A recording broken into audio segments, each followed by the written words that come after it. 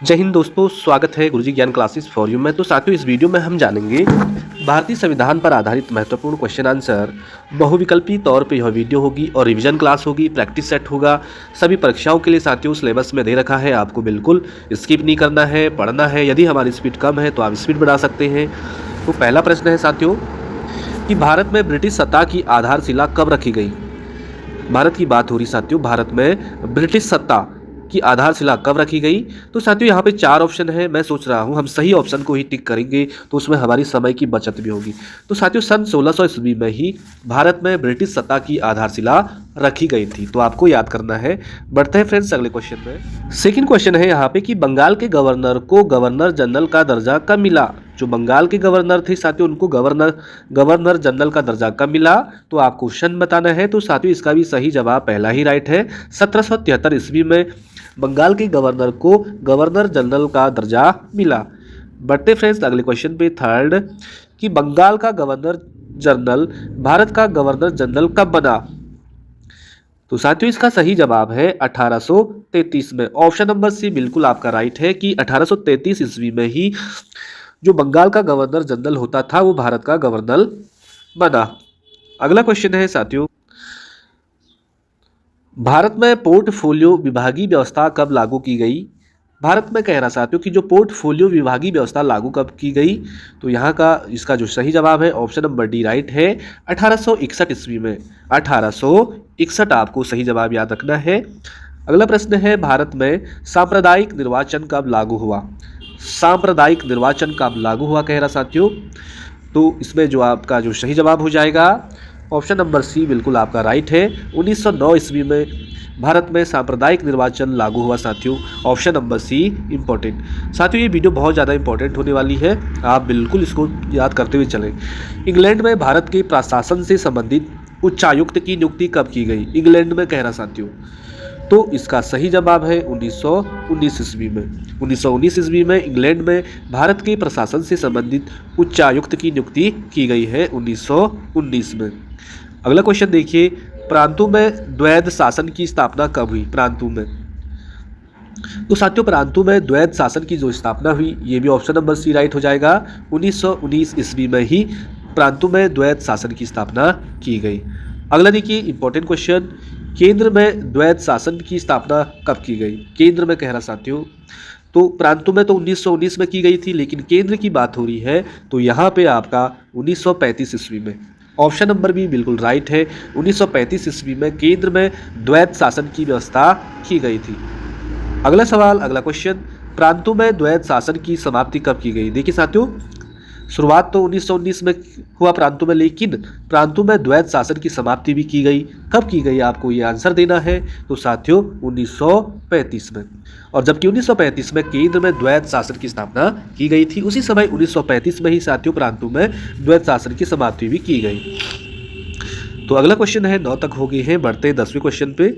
10वां है, संघीय न्यायालय स्थापित हुआ। संघीय न्यायालय स्थापित हुआ कब हुआ साथियों। तो संघीय न्यायालय स्थापित हुआ, ये भी आपका 1935 ईस्वी में ही स्थापित हुआ, 1935 में। अगला क्वेश्चन है 11वां स्क्रीन पे कि अंतरिम सरकार की स्थापना किसके नेतृत्व में हुई। अंतरिम सरकार की स्थापना साथियों किसके नेतृत्व में हुई, उस समय कौन प्रधानमंत्री होंगे हमारे देश के। तो साथियों, इसका सही जवाब है पंडित जवाहरलाल नेहरू के नेतृत्व में ही अंतरिम सरकार की स्थापना हुई या उसका नेतृत्व हुआ। अगला देखिए 12वां क्वेश्चन, बहुत ज़्यादा इंपॉर्टेंट कि माउंट बेटेन योजना क्या थी। साथियों, माउंट बेटेन जो योजना थी क्या थी, किससे संबंधित है। यहाँ पे 4 ऑप्शन है, लेकिन इसका सही जवाब है भारत पाक विभाजन योजना। जो भारत पाक जो विभाजन हुआ, जो योजना बनी थी, उसका नाम था माउंट बेटेन योजना। अगला क्वेश्चन है साथियों 13वां कि भारत को स्वतंत्रता कब प्राप्त हुई। हमारा देश यानी भारतवर्ष कब स्वतंत्र हुआ। तो इसका सही जवाब आप सभी को पता होगा, 15 अगस्त 1947 को साथियों भारत स्वतंत्र हुआ। नेक्स्ट क्वेश्चन देखते हैं कि कांग्रेस ने कब पूर्ण स्वराज का लक्ष्य घोषित किया। तो साथियों, कांग्रेस ने कह रहा है कि कब पूर्ण स्वराज का लक्ष्य घोषित किया। लाहौर अधिवेशन में किया, या कराची अधिवेशन में किया, या कलकत्ता अधिवेशन में किया, या बम्बई अधिवेशन में किया। तो साथियों, इस सवाल का सही जवाब आप याद रखना कि लाहौर अधिवेशन जब 1929 ईस्वी में हुआ, उसी समय कांग्रेस ने पूर्ण स्वराज्य का लक्ष्य घोषित कर दिया था। अगला क्वेश्चन है 15वां कि संविधान सभा की प्रथम बैठक कब हुई। देखिए इंपॉर्टेंट वीडियो है साथियों। तो कब हुई संविधान सभा की जो पहली बैठक हुई साथियों, तारीख याद रखनी है 9 दिसंबर 1946 को। 9 दिसंबर 1946 को संविधान सभा की प्रथम बैठक आयोजित की गई। अगला सवाल, अगला क्वेश्चन आपकी स्क्रीन पे कि संविधान सभा के अध्यक्ष कौन थे। तो साथियों संविधान सभा के जो अध्यक्ष कौन थे, डॉक्टर राजेंद्र प्रसाद। डॉक्टर राजेंद्र प्रसाद ही संविधान सभा के अध्यक्ष बनाए गए थे। 17 सवाल देखिए कि संविधान सभा की महिला सदस्य कौन थी। इसमें से 4 ऑप्शन है, श्रीमती सरोजिनी नायडू, श्रीमती विजयलक्ष्मी पंडित, श्रीमती कल्पना दत्ता, श्रीमती ललिता दास। तो साथियों इस तरह से क्वेश्चन आएगा और आंसर ऐसे आएंगे और केवल ऑप्शन ए, बी, सी और डी। तो साथियों सही जवाब हो जाएगा आपका ऑप्शन नंबर बी आपका सही जवाब है। और सही जवाब में जो आंसर आके निकला है वो है कि श्रीमती सरोजिनी नायडू संविधान सभा की महिला सदस्य रही और श्रीमती विजय लक्ष्मी पंडित ये भी संविधान सभा की महिला सदस्य रही। तो ऑप्शन नंबर बी राइट हो जाएगा, पहला दूसरा दोनों। अगला है साथियों 18वां क्वेश्चन, संविधान सभा के विधि सलाहकार थे। विधि सलाहकार कौन होंगे, बिल्कुल सारे क्वेश्चन इंपॉर्टेंट है। तो श्री BN राव। तो फ्रेंड्स ये प्रैक्टिस ले सकते हैं आप, इसको रिवीजन क्लास ले सकते हैं। जिन लोगों को मालूम नहीं है उनके लिए तो ये बहुत बेहतरीन क्लास है। तो संविधान सभा के जो विधि सलाहकार थे वो थे श्री VN राव, श्री VN राव। अगला क्वेश्चन देखिए 19वां, संविधान सभा के प्रथम वक्ता थे। वक्ता, तो साथियों संविधान सभा के जो प्रथम वक्ता थे वो थे डॉक्टर सर्वपल्ली राधाकृष्ण। साथियों हमारे देश के ये राष्ट्रपति उपराष्ट्रपति रहे प्रथम और संविधान सभा के ये प्रथम वक्ता भी थे डॉक्टर सर्वपल्ली राधाकृष्ण। और साथियों इन्होंने एजुकेशन में भी बहुत काम किया। 1948 का इनका शिक्षा आयोग भी है। अगला है 20वां कि संविधान सभा के अस्थायी अध्यक्ष कौन थे। अस्थायी अध्यक्ष, तो देखिए साथियों इसका जो सही जवाब है डॉक्टर सच्चिदानंद सिन्हा। डॉक्टर सच्चिदानंद सिन्हा को साथियों संविधान सभा का अस्थायी अध्यक्ष बनाया गया। अस्थायी अध्यक्ष, टेम्परेरी चेयरमैन। नेक्स्ट देखिए संविधान निर्माण में समय लगा था। साथियों जब हमारे देश का संविधान बना तो उसमें कितना समय लगा, 2 वर्ष 11 महीने 18 दिन। 2 साल पूरे लगे, 11 महीने लगे और 18 दिन लगे। ये ऑप्शन नंबर भी आपको बिल्कुल याद रखना है। अगला क्वेश्चन है फ्रेंड्स कि भारतीय संविधान द्वारा संविधान कब स्वीकृत किया गया या अंगीकृत किया गया आएगा ऑप्शन। तो आपको इसका सही जवाब याद करना है, बिल्कुल 22वां का सी हो जाएगा। 26 नवंबर 1949 बोले तो 1949 को हमारा जो संविधान है उसे स्वीकृत किया गया या अंगीकृत किया गया। अगला क्वेश्चन है साथियों कि भारत में गणतंत्र दिवस कब मनाया जाता है। देखिए साथियों गणतंत्र दिवस कह रहा है रिपब्लिक डे, तो साथियों 26 जनवरी 1950 से मनाया गया। 26 जनवरी 1950 से साथियों हमारे देश में गणतंत्र दिवस मनाया गया। अगला देखिए, अगला क्वेश्चन देखिए साथियों 24वां कि भारत में संविधान में गणतंत्रात्मक व्यवस्था ली गई है ब्रिटेन से या अमेरिका से या ऑस्ट्रेलिया से या फ्रांस से। तो साथियों भारत जो देश है, भारत गणतंत्र तो हुआ लेकिन जो गणतंत्रात्मक जो व्यवस्था ली गई किसी दूसरे देश से ली गई है। तो उसका सही जवाब है ऑप्शन नंबर डी, फ्रांस से। फ्रांस से। देखिए साथियों क्वेश्चन बहुत इजी नहीं है, बहुत हार्ड भी नहीं है, लेकिन इंपॉर्टेंट है, आपको याद करना है। अगला है फ्रेंड्स भारत के संविधान में समवर्ती सूची का प्रावधान किया गया। देखिए ना समवर्ती सूची, तो ये भी बना संविधान के अंतर्गत। तो साथियों किस देश से लिया गया था, ये आपको इसका सही जवाब देना है। तो साथियों अपना ऑस्ट्रेलिया देश के संविधान से लिया गया समवर्ती सूची का प्रावधान। साथियों ये सही मिलान के लिए भी दे सकता है कि गणतंत्रात्मक व्यवस्था किस देश से है या समवर्ती सूची कहाँ से ली गई है या विधायी शक्तियाँ किस देश से ली गई है। तो सारा आपको अपडेट रखना है यदि आपको सिलेक्शन लेना है। अगला है भारत के संविधान में विधायी शक्तियों के वितरण की परिकल्पना की गई। देखिए अब संविधान तो बना, वहाँ पे विधायी शक्तियाँ भी लेनी थी। किस देश के संविधान से लिया गया साथियों, ये तो ये लिया गया विधायी जो शक्तियाँ थी ऑप्शन नंबर डी कनाडा से। और समवर्ती सूची जो लिया गया प्रावधान ये ऑस्ट्रेलिया से लिया गया। वही गणतंत्रात्मक जो व्यवस्था है ये फ्रांस से लिया गया है ना। तो इंपॉर्टेंट सारे इंपॉर्टेंट क्वेश्चन है। अगला है साथियों इंपॉर्टेंट क्वेश्चन 27वां कि भारत के संविधान में जो राज्य के जो नीति निर्देशक तत्व हैं, बहुत बार पूछा गया है क्वेश्चन साथियों, किस देश के संविधान से लिया गया है राज्य के जो नीति निर्देशक तत्व है। आयरलैंड से लिया गया या ब्रिटेन से या अमेरिका से या पूर्व सोवियत से। तो साथियों आपको राज्य के जो नीति निर्देशक तत्व हैं ये याद रखना है, आयरलैंड के संविधान से लिए गए हैं राज्य के नीति निर्देशक तत्व। और वही समवर्ती सूची की बात करेगा तो ये ऑस्ट्रेलिया से लिए गए थे। वही गणतंत्रात्मक जो व्यवस्था ली गई वो फ्रांस से ली गई, है कि नहीं। और जो विधायी शक्तियां थी ये कनाडा से ली गई। सारे इंपॉर्टेंट क्वेश्चन है। अगला क्वेश्चन है 28वां कि संविधान सभा के उद्देश्य प्रस्ताव, संविधान सभा में उद्देश्य प्रस्ताव लाया गया। देखिए कौन लाया, तो उस समय जो प्रधानमंत्री थे हमारे पंडित जवाहरलाल नेहरू द्वारा संविधान सभा में उद्देश्य प्रस्ताव लाया गया। इंपॉर्टेंट क्वेश्चन है साथियों, पंडित जवाहरलाल नेहरू। अगला देखिए फ्रेंड्स, भारत के संविधान की प्रस्तावना का प्रारूप तैयार किया गया, तो किसने किया। भारत का संविधान बना, उसकी प्रस्तावना बनी, कैसा होना चाहिए उसका जो प्रारूप तैयार किया गया, किसके द्वारा किया गया, तो साथियों जो अस्थायी अध्यक्ष थे श्री वी.एन. राव के द्वारा। श्री वी.एन. राव जी ने भारत की संविधान की प्रस्तावना का प्रारूप तैयार किया। बहुत ही इंपॉर्टेंट क्वेश्चन है फ्रेंड्स।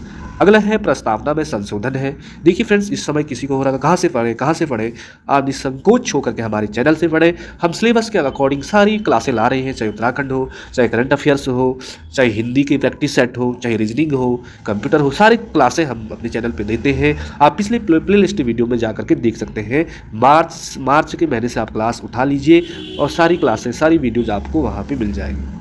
अगला है फ्रेंड्स कि प्रस्तावना में संशोधन। प्रस्तावना में संशोधन क्या कह रहा है कि प्रस्तावना में संशोधन आगे आपको पढ़ना है। हो सकता है, नहीं हो सकता है, संविधान में उल्लिखित नहीं है, उपयुक्त में से कोई नहीं। देखिए साथियों, प्रस्तावना में संशोधन हो सकते हैं, हो रखा है ना। अगला क्वेश्चन है 31 कि संविधान की आत्मा कहा गया। जो संविधान तो बना हमारा, लेकिन उसकी साथियों आत्मा किसे कहा गया। देखिए भारत जो संविधान की आत्मा कहा गया, प्रस्तावना को ही कहा गया। वी.एन. राव ने साथियों इसका प्रारूप तैयार किया था और उस प्रस्तावना को ही संविधान की आत्मा कहा गया। बहुत ही ज़्यादा इंपॉर्टेंट क्वेश्चन है। अगला क्वेश्चन देखें हम कि भारत की सर्वोच्च सत्ता निहित है। देखिए साथियों, हमारा देश एक लोकतांत्रिक देश है, सभी लोग चुन करके सरकारों को संसद तक भेजते हैं। तो भारत की जो सर्वोच्च सत्ता निहित होती है वो किसमें होती है साथियों, वो होती है आपका पब्लिक में, यानी जनता में। भारत की सर्वोच्च सत्ता निहित होती है जनता में। अगला क्वेश्चन देखिए फ्रेंड्स 33वां कि गणराज्य शब्द से तात्पर्य है। गणराज्य कह रहा साथियों, तो गणराज्य से आप समझ सकते हैं, ऑप्शन नंबर बी राइट हो जाएगा कि राज्य का प्रमुख निर्वाचन के आधार पर पद प्राप्त करता है। जो राज्य का जो प्रमुख होता है वो निर्वाचन के आधार पर पद प्राप्त करता है, वोटिंग होती है, तो उसी तो हम गणराज्य कहेंगे ना। तो ऑप्शन नंबर बी आपका सही जवाब हो जाएगा। अगला देखिए फ्रेंड्स, अगला क्वेश्चन देखिए 34वां कि समाजवादी राज्य में होता है। जो समाजवादी राज्य होता है वहाँ पे क्या होगा, वहाँ पे सभी को पता है कि क्या होगा, राज्य के आर्थिक संसाधन राज्य के स्वामित्व। पहला ऑप्शन आप पढ़ोगे तो बिल्कुल सटीक है कि राज्य के जो आर्थिक संसाधन राज्य के स्वामित्व में पहला ही ऑप्शन आपका बिल्कुल राइट है। अगला देखिए फ्रेंड 35 क्वेश्चन है आपके सामने कि भारत में सार्वभौमिक मताधिकार की आयु कितनी है। बोले तो वोट करने का अधिकार की जो उम्र है हमारे भारतवर्ष में कितनी है, तो साथियों जब किसी भी बच्चे को 18 साल पूर्ण हो जाते हैं, वयस्क हो जाता है वह, उसी के बाद 18 वर्ष पूर्ण होने के बाद ही वह मताधिकार का प्रयोग कर सकता है या उपयोग कर सकता है। अगला देखिए साथियों, भारतीय संघ की राजभाषा है। देखिए जो हमारा भारत है, भारतीय संघ की जो राजभाषा कह रहा साथियों क्या है, तो आप सभी जानते हैं राजभाषा हमारी हिंदी है, राजभाषा हिंदी। अगला क्वेश्चन देखिए फ्रेंड्स 37वां कि संघीय व्यवस्था के लक्षण है। जो कह रहा कि संघीय व्यवस्था है उसके क्या लक्षण है। देखिए पहला पढ़े हम तो केंद्र व राज्य सरकार की शक्तियों का लिखित बंटवारा करना, ये बिल्कुल सही बात है। संविधान की सर्वोच्चता, ये भी सही है। निष्पक्ष न्यायपालिका होनी चाहिए। ऑप्शन नंबर डी बिल्कुल ये सारे पॉइंट क्या है, संघीय व्यवस्था के बिल्कुल लक्षण है। आई होप आपको अच्छे लग रहे होंगे साथियों। बस हम आपसे इतना ही उम्मीद करते हैं कि आप हमें गुरुजी को लाइक दे सकते हैं, कमेंट दे सकते हैं, अच्छी लगी तो शेयर कर सकते हैं। बाकी साथियों एक दूसरे को सहारा देने से ही जो हमारा जो देश है वो पूर्ण हो पाएगा। अगला देखिए समवर्ती सूची पर विधि बनाने का अधिकार किसको है। देखिए केंद्र को है या राज्य को है, या केंद्र और राज्य दोनों को, विवाद की स्थिति में केंद्र का, सर्वोच्च न्यायालय को। तो साथियों इसका जो सही जवाब है, कह रहा कि समवर्ती सूची पर विधि बनाने का जो अधिकार है साथियों फ्रेंड्स, ऑप्शन नंबर सी वाला बिल्कुल आपका राइट हो जाएगा। केंद्र व राज्य दोनों को है अधिकार, विवाद की स्थिति में केंद्र को है केवल। जब विवाद होगा केवल केंद्र को अधिकार है, वैसे केंद्र और राज्य दोनों को ही है। अगला क्वेश्चन देखते हैं साथियों 39 कि अवशिष्ट शक्तियाँ प्राप्त है। जो अवशिष्ट शक्तियाँ प्राप्त हैं कहाँ से है, तो कार्यपालिका से है या न्यायपालिका से है या इनमें से कोई नहीं है या विधायिका को। जो अवशिष्ट शक्तियाँ होती हैं फ्रेंड्स वो केवल विधायिका को है प्राप्त है, केवल विधायिका को ही प्राप्त है अवशिष्ट शक्तियाँ। क्वेश्चन बड़ा लाजवाब है, इसके लिए साथियों आपको डीप पढ़ना पड़ेगा, तब ये चीज़ें आपको ज़्यादा समझ में आएगी। लेकिन अभी आपके सिर पे एग्जाम है तो आपको सीधे फैक्चुअल क्वेश्चन ही पढ़ने हैं जो सिलेबस के अकॉर्डिंग दिए गए हैं। हमने वो क्वेश्चन तैयार किए हैं आप लोगों के लिए बिल्कुल। यदि फिर भी कहीं पे कोई त्रुटि रहती साथियों उसके लिए आप कमेंट कर सकते हैं। अगला है 40वां कि संविधान सभा ने राष्ट्र ध्वज अपनाया था। देखिए साथियों, हमारा देश जब आज़ाद हुआ, संविधान बने, कानून बने, न्यायपालिकाएं बनी, संसद बने, लोकसभा बनी, राज्यसभा बनी, विधानसभा बनी, तो एक राष्ट्र ध्वज भी बना हमारा साथियों। तो संविधान सभा ने राष्ट्र ध्वज कब अपनाया उसकी बिल्कुल आपको तारीख याद रखनी है। 1947 को, 22 जुलाई 1947 को, 22 जुलाई 1947 को संविधान सभा ने राष्ट्र ध्वज अपनाया। और साथियों ध्वज से रिलेटेड भी बहुत सारी इंपॉर्टेंट जानकारियां हैं कि कहेगा कि राष्ट्र ध्वज जो तिरंगा है हमारा उसकी लंबाई, पहले लेंथ और फिर ब्रीथ, लंबाई चौड़ाई का अनुपात कितना है पूछेगा तो आपको याद रखना है फ्रेंड्स कितना।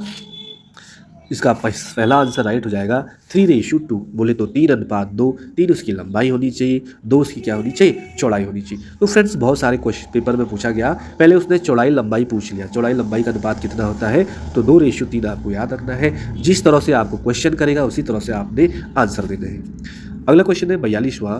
देखिए फ्रेंड्स ठंड बहुत ज़्यादा है, हम ठंड में ही अंदर बैठ करके अध्ययन करके आप लोगों को वीडियो बना रहे हैं, तो फ्रेंड्स आपको भी पढ़ना है। अगला है राष्ट्रीय चिन्हों का आधार में लिखित है।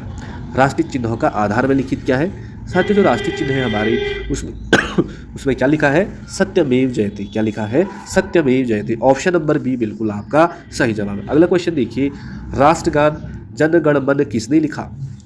तो फ्रेंड्स ये तो आपको पता होगा कि जो राष्ट्रगान है जन गण मन किसने लिखा? 43वां का सही जवाब हो जाएगा रविंद्रनाथ टैगोर ने। साथियों रविंद्रनाथ टैगोर को 1913 में गीतांजलि के लिए पुरस्कार भी मिला था, नोबेल प्राइज मिला था। और राष्ट्रगान जन गण मन किसने लिखा? रविंद्रनाथ टैगोर ने। पहला ऑप्शन बिल्कुल आपका सही हो जाएगा। अगला क्वेश्चन है साथियों, कुछ क्वेश्चन बेसिक भी होते हैं। होता क्या है कि सब लोग कठिन क्वेश्चन पढ़ के जाते हैं और परीक्षा के एग्जाम हॉल में बेसिक क्वेश्चन में कन्फ्यूज हो जाते हैं। तो फ्रेंड्स आपको सरल से कठिन की ओर बिल्कुल अपनी पढ़ाई रखनी है। अगला है राष्ट्रगान के गायन में समय लगता है। तो राष्ट्रगान कितने समय का होता है साथियों? तो ये होता है, स्कूल में बोलते हैं 52 सेकेंड का। नेक्स्ट क्वेश्चन देखिए 45 है कि राष्ट्रीय पुष्प कमल प्रतीक है। जो राष्ट्रीय पुष्प है कमल वो किसका प्रतीक है? सच्चाई का है, सुंदरता का है, स्वच्छता का, इनमें से कोई नहीं। देखिए फ्रेंड्स कितना अच्छा क्वेश्चन है, आपको यदि आता होगा। सारे ऑप्शन बहुत अच्छे हैं, लेकिन राष्ट्रीय पुष्प साथियों जो प्रतीक है आपका ये हो जाएगा सच्चाई का। सच्चाई पहला ऑप्शन बिल्कुल आपको याद करना है। अगला क्वेश्चन चलते हैं 46वां कि भारत के संविधान में कितने मौलिक अधिकार है कह रहा है? 6 है या 7 है या 8 है या 10 है? तो साथियों मौलिक अधिकार कौन कौन से ये आपको याद होना चाहिए, बेसिक चीज़ें हैं। बट जो अभी वर्तमान समय में साथियों जो मौलिक अधिकार है वो कौन कौन है न उनकी संख्या कितनी है ये आपको बताना है। तो कौन कौन है साथियों? तो हम भारत के संविधान में जो मौलिक अधिकार है उनकी संख्या 6 है। तो साथियों कौन कौन से? पहला है समानता का अधिकार, जो कि साथियों अनुच्छेद 14 से लेकर 18 में उसका उल्लेख है। दूसरे पे आता है स्वतंत्रता का अधिकार, अनुच्छेद 19 से लेकर 22 के बीच उसका प्रावधान है। थर्ड आता है शोषण के विरुद्ध अधिकार, जो कि 23 से लेकर 24 में उसका वर्णन है। और चौथा आता है साथियों धार्मिक स्वतंत्रता का अधिकार, एक्ट 25 और 28 में 25 से लेकर 28 के बीच उसका उल्लेख है। और 5वें नंबर पर आता है संस्कृति और शिक्षा का अधिकार, अनुच्छेद ये 29 और 30 में इसका वर्णन है। और लास्ट आता है 6वां संवैधानिक उपचारों का अधिकार, अनुच्छेद 32 में साथियों इसका उल्लेख है। लेकिन फ्रेंड्स एक पहले 7 मौलिक अधिकार थे, एक संपत्ति का जो अधिकार था उसे अब हटा दिया गया है। तो अब जो मूल अधिकार है हमारे वो मौलिक अधिकार है वो कितने हैं? टोटल 6 है, 6। तो फ्रेंड्स बढ़ते हैं अगले क्वेश्चन में। मौलिक अधिकारों से तात्पर्य है कह रहा है, मौलिक अधिकारों से तात्पर्य है तो किससे है साथियों? मौलिक अधिकारों से तात्पर्य है आपका, तो ये हो जाएगा आपका सही जवाब पढ़ेंगे आप तो ऑप्शन नंबर सी बिल्कुल लॉन्ग, संतुलित व संपूर्ण विकसित जीवन जीने के लिए अनिवार्य अधिकार। देखिए साथियों हर नागरिक का जीवन जीने का अधिकार भी है, लेकिन जो अधिकार दे रखे हैं उनको संतुलित व संपूर्ण विकसित जीवन जीने के लिए अनिवार्य अधिकार है। तो हमारे संविधान में मौलिक अधिकार कितने हैं? ये आपके 6 हैं। और मूल कर्तव्य पूछेगा साथियों तो ये 11 है। कौन कौन मूल कर्तव्य है हम ये अगली क्लास में पढ़ेंगे। अगला क्वेश्चन है 48वां कि मौलिक अधिकारों के हनन की स्थिति में क्या होता है? जब मौलिक अधिकारों के हनन की स्थिति में क्या होता है साथियों, तो ये होता है सर्वोच्च न्यायालय में शरण ली जा सकती है। यदि किसी को जो मौलिक अधिकार दे रखे हैं साथियों, यदि कोई व्यक्ति उसका उल्लंघन करता है या उसका पालन नहीं करता है, तो सर्वोच्च न्यायालय में शरण ली जा सकती है। केवल सर्वोच्च न्यायालय साथियों, पहला ऑप्शन ही आपको याद करना है। अगला है फ्रेंड्स, अगला क्वेश्चन है, तो साथियों आज की वीडियो में हम 48 क्वेश्चन ही पढ़ेंगे और इससे अगली वाली वीडियो में हम जल्द ही इसकी वीडियो भी बनाएंगे। और आज का जो आपको, तो फ्रेंड्स 48 क्वेश्चनों का आंसर मैंने आपको बता दिया है और आज का होमवर्क है आपको 49 का कि अंतर्राष्ट्रीय सुरक्षा और शांति को बढ़ावा देना है। क्या है? पहला है नागरिक का मौलिक अधिकार है, या नागरिक का मौलिक कर्तव्य है, या राज्य के नीति निर्देशक तत्व है, या उपयुक्त में से कोई नहीं। तो साथियों 49 का आपको कमेंट करना है 49 और उसका आंसर देना है, ए है या बी है या सी है या डी है। यह आपका आज का होमवर्क रहेगा। ऐसे करने पर फ्रेंड्स आपकी तैयारी बेहतर होगी और इसका कल सही जवाब हम आपसे जानेंगे, या आज शाम तक इसकी वीडियो आ जाएगी पार्ट 2, उसमें हम 50 क्वेश्चन को पूरा करेंगे। अंतर्राष्ट्रीय सुरक्षा और शांति को बढ़ावा देना है, तो कौन सा आंसर राइट है? फ्रेंड्स यदि आपको क्वेश्चन अच्छे लगे, यदि आपको लग रहा है आप तैयारी शुरू हो गई है, तो फ्रेंड्स एक लाइक, एक शेयर, कमेंट करें। धन्यवाद। मिलते हैं किसी अगले क्लास में, तब तक के लिए बाय बाय।